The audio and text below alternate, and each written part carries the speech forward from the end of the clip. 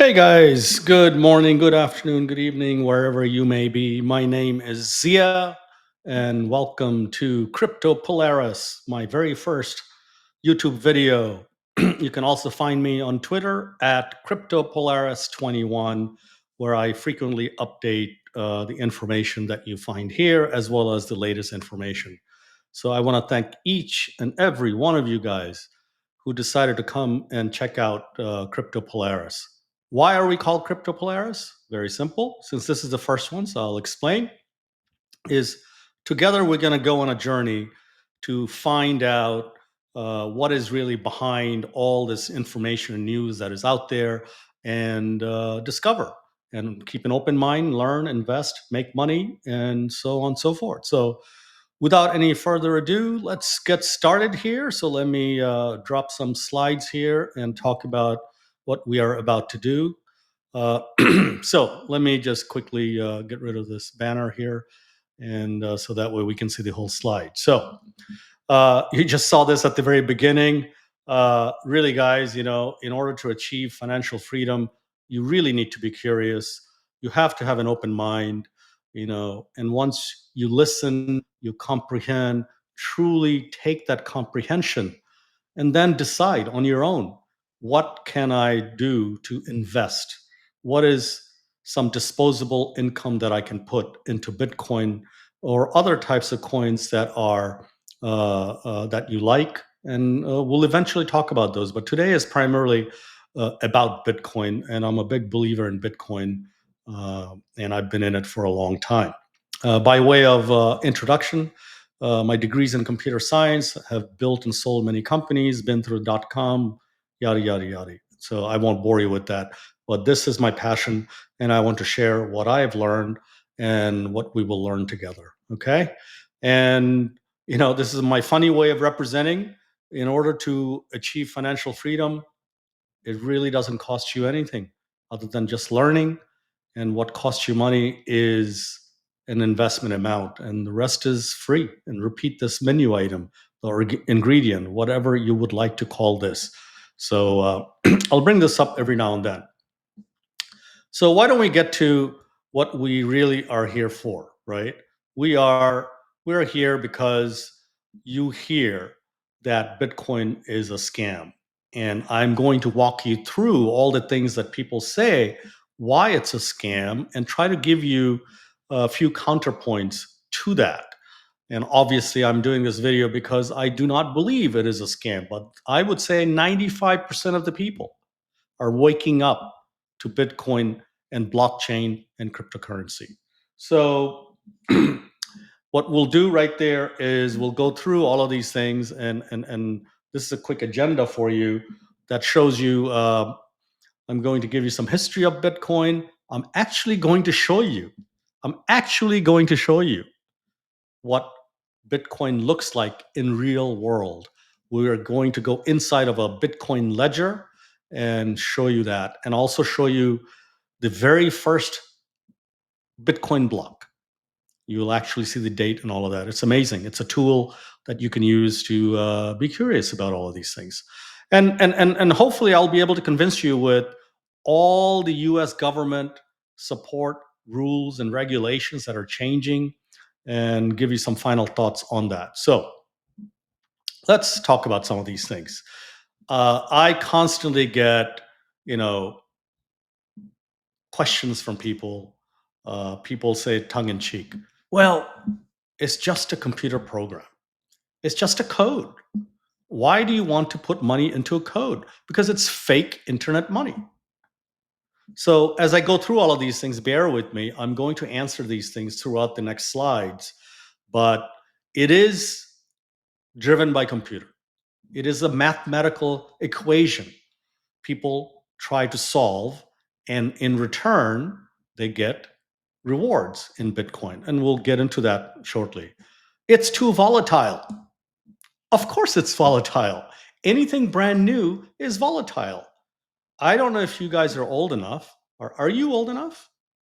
Back in 1999, .com and all of that, a lot of those stocks shot up, shot down 95%, 99%, and it eventually stabilized. And guess what? We are using that technology from the dot-com times. And that's how I'm communicating with you.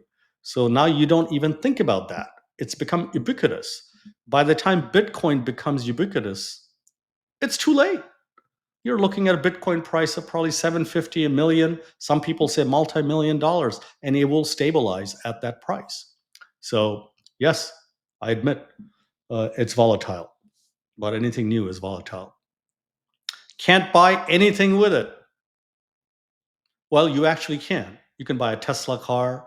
You can buy all sorts of equipment online.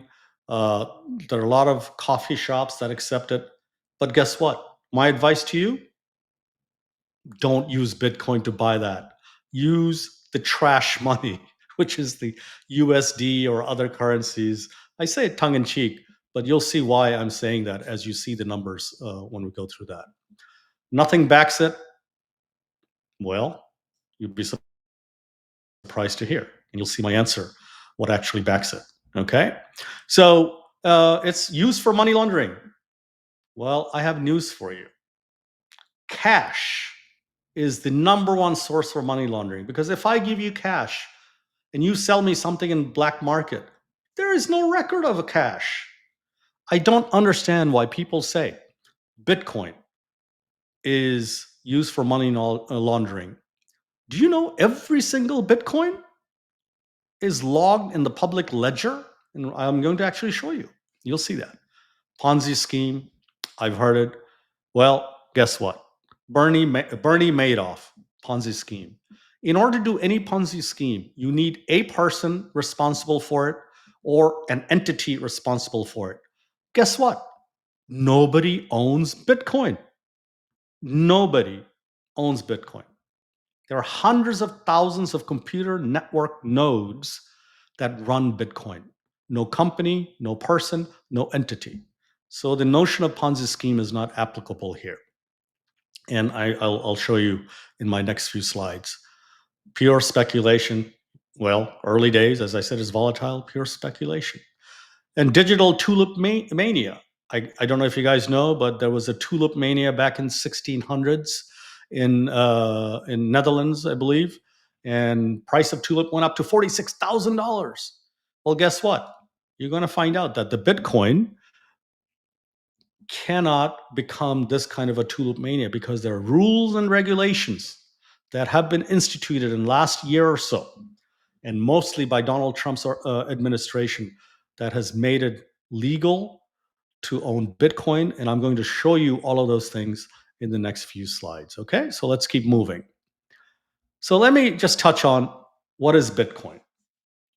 And I'm going to try to do this whole video in 30 minutes or less. So please, if you know some of these things, skip over. But this is really intended for people who are always skeptics of Bitcoin or wanted to know a little bit more. I am going to do a little bit deeper dive as I go through a couple of these slides. And you'll see some are too detailed maybe for you, and some are not. So bear with me, and we'll learn together. So quickly, Bitcoin officially launched January 3rd, 2009. That is when the network came alive. And on January 12th, 10 Bitcoin was transferred for the first time from Satoshi Nakamoto to other computer engineer named Hal Finney. And unfortunately, he passed away. Nobody really knows who Satoshi Nakamoto is. Is it a person, group of people, or was Hal Finney Satoshi Nakamoto, or few people who are alive, like Adam Buck and all of these guys? They have Twitter accounts. If you're curious, you can YouTube these names and look into it. But no one really knows. Some people think it's the CIA. Who knows? I don't really care. I don't even want to know who it is. But he or she or group of people have transformed this. There's a white paper. It's called the Bitcoin White Paper, and there's a little image of this. Satoshi Nakamoto called it electronic cash system, and he wrote that back in 2008, and that's what the basis of Bitcoin is. And it's a very simple, I think, few pages long. You can read it if you like. So, Bitcoin, is primarily right now today used as a store of value. just like gold. You know, you take $100, you buy Bitcoin, you put it in there. By the way, you don't have to buy one Bitcoin. You can buy fractions of a Bitcoin, fractions of a Bitcoin. And just like gold, you can buy Bitcoin and you store the value in there, because going to talk about how the value of your dollar goes down. Okay. And of course, it's portable. Imagine if you bought $100,000 worth of gold and you want to move where I live in Florida to California. Try to move those physical gold. It's heavy and it's not that easy to move, but you can move your Bitcoin instantaneously, or you can keep it in your pocket on a USB stick, go with you. Hundreds of thousands of dollars, millions of dollars, or billions of dollars, what have you, is on a little stick and you move with it. So that's how portable it is. And, to say it's a currency, to say Bitcoin is a money, you really have to think what money is. You know, to me, I want to get paid for my time and for my energy that I spend to get something in return. So when I work, I'm spending my time, I'm spending my energy. And what do I get? I get pieces of paper. That's American dollar. I live in US. It looks green. It's a piece of paper. There's nothing backs that piece of paper. If you really think about that, who backs it? Nobody. They just keep printing and they just keep printing and printing. I get $100 today. A year from now, that $100 is not worth $100 because of inflation. But Bitcoin solves that problem, and I'm going to show you how it does that. So, I today and in the future would love to get paid in Bitcoin, but not spend my Bitcoin. But part of my earnings, I want to get paid in Bitcoin, and part of my earnings, I want to get paid in fiat, which is American dollar, paper money, because I want to use fiat to buy my Teslas and all of that, because things depreciate. And my Bitcoin is appreciating. So why would I want that? So think about that before you think about using Bitcoin as a currency today. You want Bitcoin to stabilize at some point, and then maybe you want to use it as a currency. But for now, for me, it's a store of value. Okay. Um, it's Bitcoin is a ledger. It really is block after block. Each block, you can think of it as a database file, block after block after block.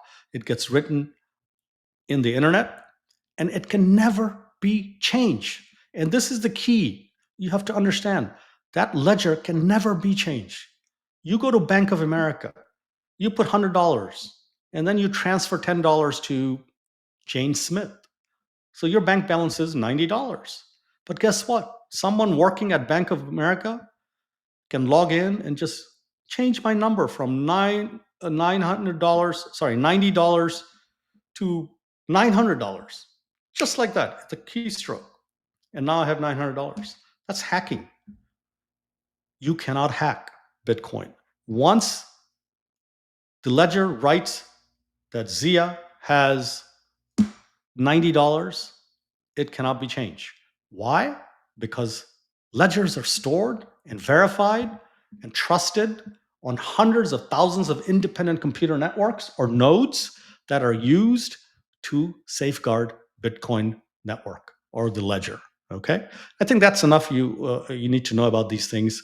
I'm going to have deep dive discussions on the technology and all of that if you're interested in future videos. But for now, I think that's sufficient to understand what is going on. So, how does Bitcoin come to life? Well, Bitcoin is mined. Yes, mined. Just like gold is physically mined, you actually go to these mountains and you dig into the earth and look for gold. You do the same thing in Bitcoin, but actually it's done virtually. So, what does the mined mean? Mined means computer networks or nodes that are running these things, and there are miners that are out there who are competing to be able to solve a mathematical formula by using all sorts of electricity to run their computers, because you're spending money by running these computers to solve a mathematical equation. If you win, then you get the Bitcoin reward. Okay. Of course, you can buy Bitcoin, but mining is one way that people started getting Bitcoin. Early days, it's very difficult to get rewards mining unless you're large companies that are mining nowadays. Okay. So, and so that's how you get Bitcoin. That's how you get gold. And fiat, your USD, with the click of a button, our government can print as many pieces of paper as they want. You can never print or make or mine more than 21 million Bitcoins. That's it. 21 million Bitcoins. The last Bitcoin that will be mined is year 2140. Long time from now. But already, as of today, I'm videotaping this, May 31st, 2025, over 19 million, or roughly 95% of all Bitcoins have been mined. So there's only 1.1 million left to be mined. And at the rate it's getting mined per day, you can see that every day right now, 450 Bitcoins come out through mining. And that means each block gets 3.125 Bitcoins per block. And I'm going to show you in a second. And when Bitcoin first started, every day they used to release 7,200 Bitcoins per day by mining, not releasing it, but you win and you would get 50 Bitcoins per block per day. You would get 7,200. Of course, different computers, different nodes, different people were winning these. But today, you don't get more than 450 total. Total. So you can see it's deflationary. It's not increasing.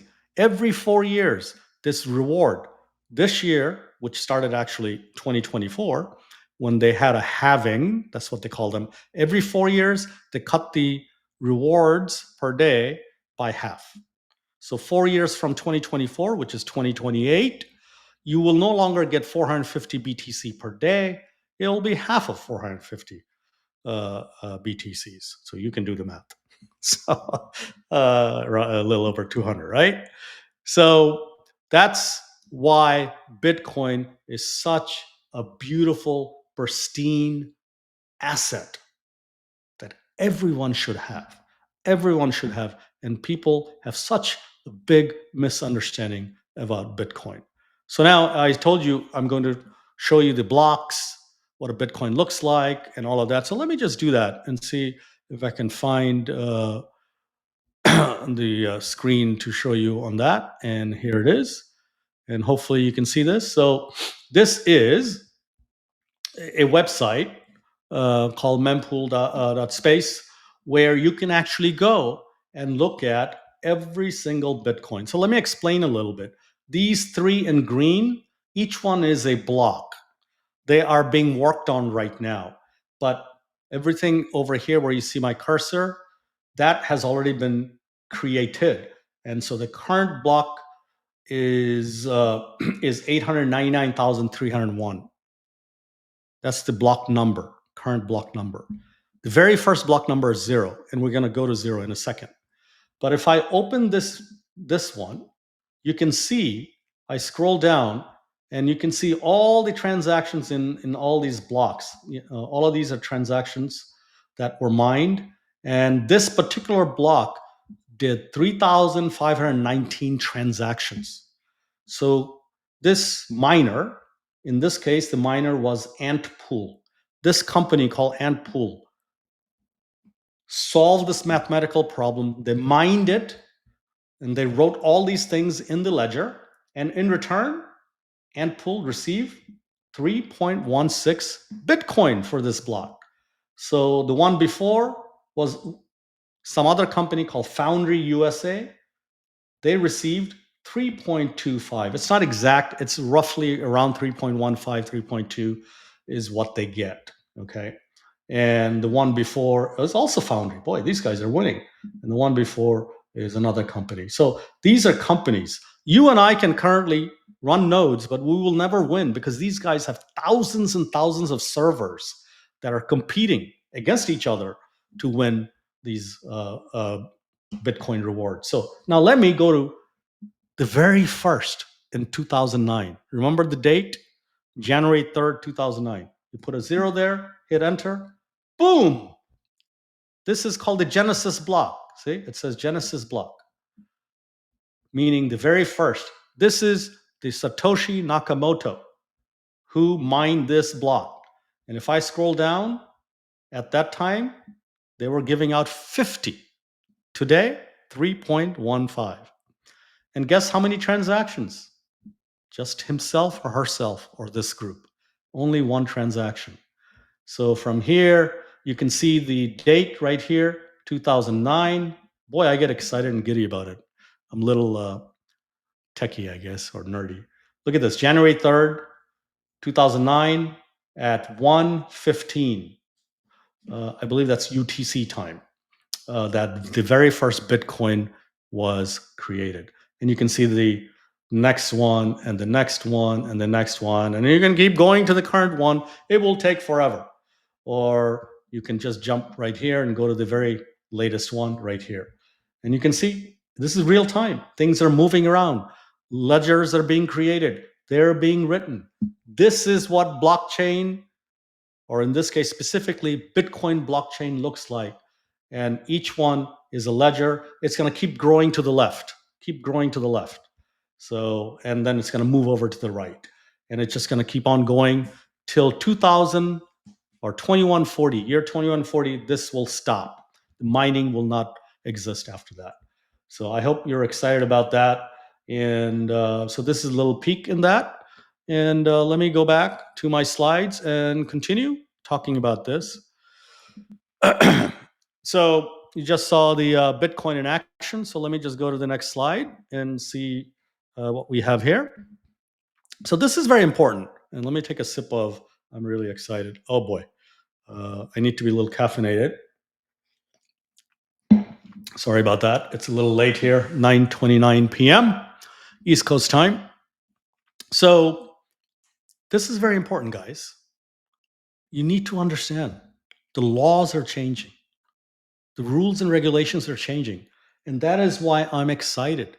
The US government wants to keep Bitcoin in its own reserves, just like US government has gold in its reserve. Back in March 6, 2025, the Bitcoin strategic Bitcoin reserve was created for United States of America, and 207,000 Bitcoins were put in there. Sorry, that's a typo. I have a million in there, but it's 207,000. US already owned these Bitcoins by confiscating it from fraudsters and whatnot, and they decided to lock it up and put it in the reserve, and that's what they're doing. And they intend to buy a lot more, and they're working through the rules and regulations to see how US government can purchase more Bitcoins. Imagine what will happen to the price of Bitcoin when the United States government starts buying Bitcoin. Okay.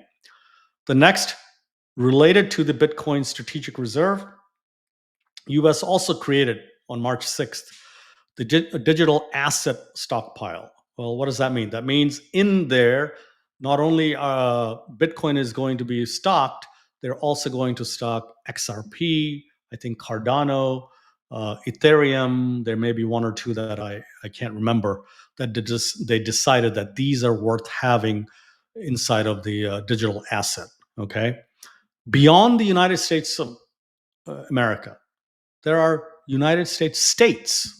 We have 50 states. 16 plus states have already started their own Bitcoin reserve, or they're about to pass the bills. So out of those 16, two have already started. Third one is about to start.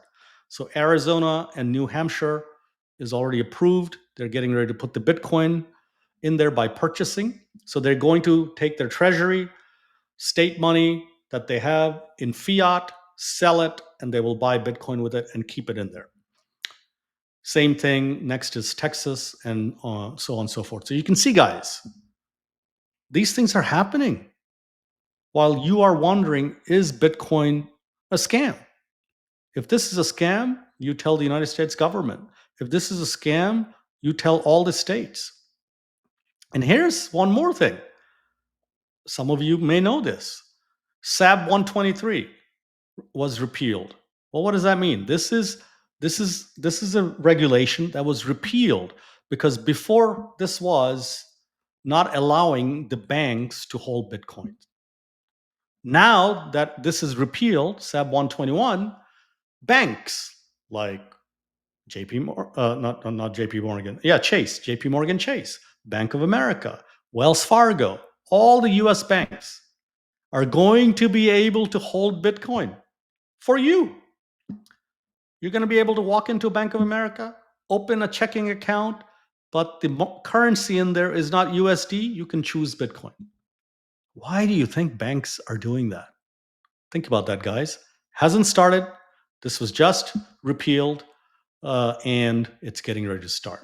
Next is what they call Genius Act. Well, what the heck is that? Has nothing to do with Bitcoin directly. It has everything to do with stablecoin.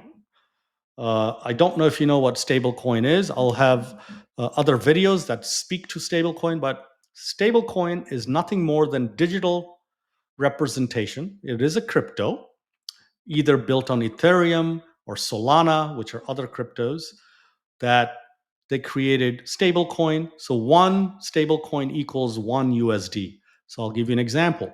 There's a stablecoin called USDC. If you hold 1,000 USDC, that's as if you're holding 1,000 US dollar. There's another one called USDT. Same thing.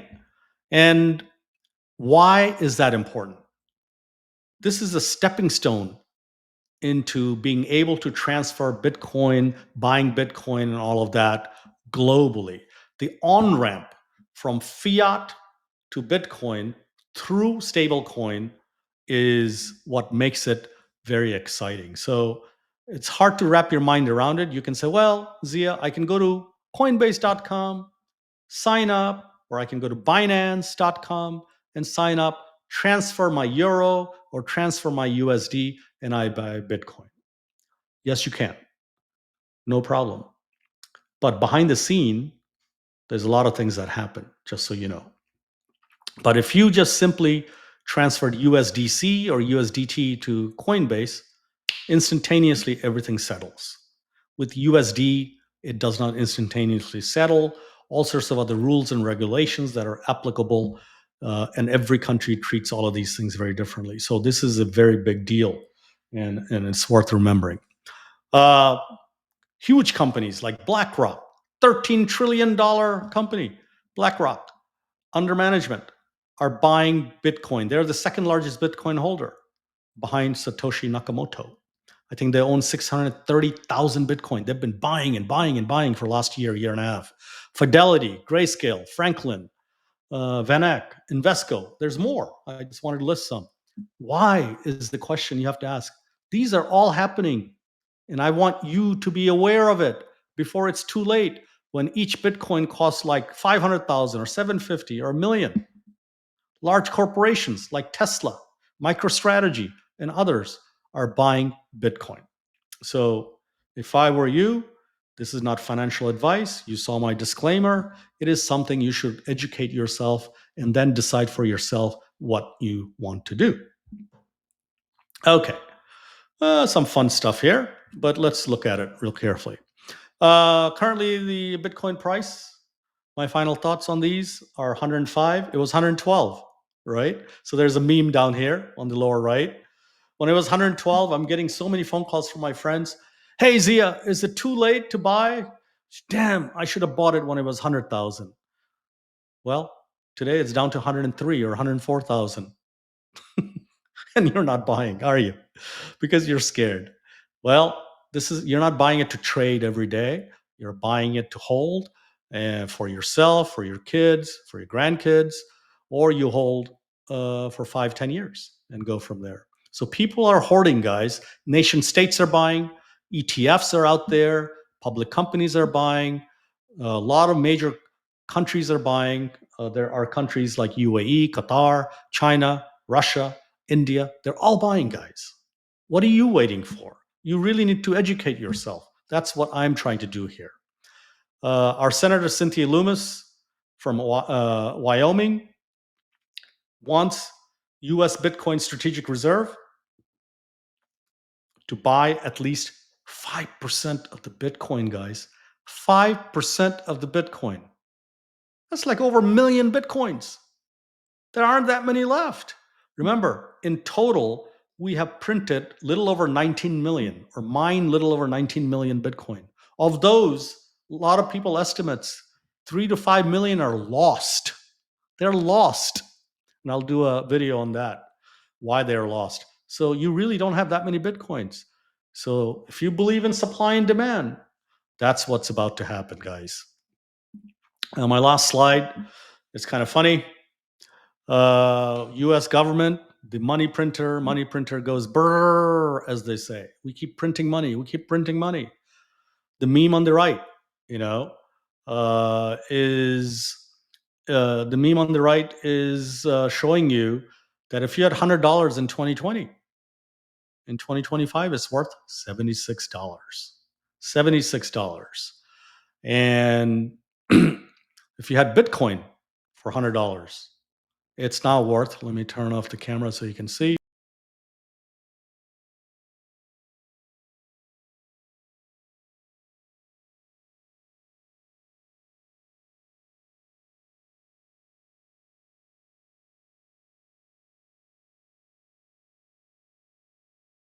My final thoughts, guys, you know,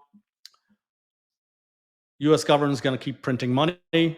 US dollar is going to keep going down. You buy Bitcoin and you hedge against that. The dollar is being devalued, as I said. Bitcoin is a digital gold. I personally believe that American finance system is changing. Underpinning our USD is going to be Bitcoin in next 5 years or less. That's going to have a direct impact, bringing down our national debt, which is now over $36 trillion. And you want to talk about inflation? Look at that. Bitcoin inflation every day at today's price is $47 million a day. Bitcoin is being devalued, if you want to call it, by $47 million a day because you can mine up to 450 new Bitcoins are being released every day. But American dollar, they're printing and releasing it into the wild. 1.4 trillion. And this number is, by the way, from 2024. 2025 is even higher. So it'll be interesting to see where 2025 ends up. It's not going backwards. We just started printing more money. So which one would you rather hold? And I rather hold some Bitcoin and have a hedge against my USD going down. So, guys, you need to protect your time. You need to protect your value because all that knowledge that you have, you apply to work, your energy, and then in return you get paid. You get paid in USD. And back in 2020, if you're getting paid in USD, you know, $1,000 a day or $1,000 a month, that's worth $760.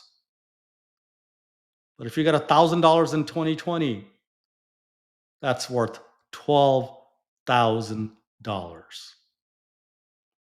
I mean, I don't know how else I can explain this to you. You can look at all these numbers. So I think, you know, it's some exciting time. I think the world is slowly waking up. I mean, guys, it is so early. It is early. It seems like Bitcoin is 105,000, 112,000. Oh my God, I'm too late. I've heard this at 1,000. I've heard this at 5,000, 15,000, 25,000, 50,000, 100,000. I think once all of these things come together, it's going to take another year, 18 months, at most two. Bitcoin price keeps going up. And I think just taking a wild guess, next year around this time, you know, you'll be saying, damn, I should have bought it at 105, 105,000 that is. So don't know where it's going to be, but I think it's going to be much, much higher than where we are today. So with that, guys, I want to thank you guys for coming. This is my very first video. I'm sure I made some mistakes in speaking. I'm only going to get better, but please give me feedback, okay? Please give me a feedback. it's very important that I hear from you. You can send me DMs at CryptoPolaris21, or write me a comment, subscribe, and like the video. Tell me what types of videos you want to watch, and I will do my very best to crank out videos for you all. And also, by speaking with you, I learn more and I think more about these things. So, with that, have a great night, and I wish you all the best, and see you next time. Take care. God bless.